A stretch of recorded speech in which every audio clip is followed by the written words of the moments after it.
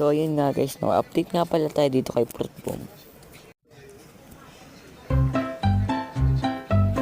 Maglalaro lang lamang tayo dito para kumita ng pera.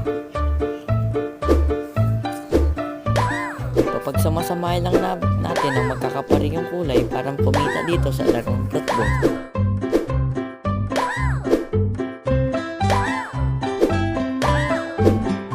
And para sa akin nga guys, mas maganda tayo dito na mag-invite para malaki din ang kitaan.